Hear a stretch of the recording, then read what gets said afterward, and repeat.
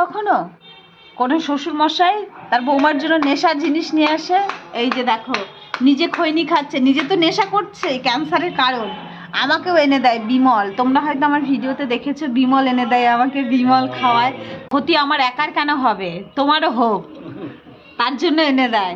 কি বলে বিমলকে? আমি তো বিমল জানি, এবার বাবা দেখি কি বলে। বিমল কি বলে বাবা? আমাকে দেখা বললো তেরেঙ্গা। তেরেঙ্গা সেটা অন্য কোম্পানি, বাবা তো সেটা বোঝে না। তেরেঙ্গা উঠে গিয়ে এখন বিমল চলে এসছে, বাবা তাতে কিছু বোঝে না, ভাবে সেম। অ্যাকচুয়ালি কি বলো তো, প্রথমে যেটা মানে প্রথমে যেই নামে প্রচলিত হয় মানুষ সেটাকেই সেই নামেই জানে। চলো, কার কার শ্বশুরমশাই এরকম খাওয়ায়? অনেক শাশুড়ি মা আছে,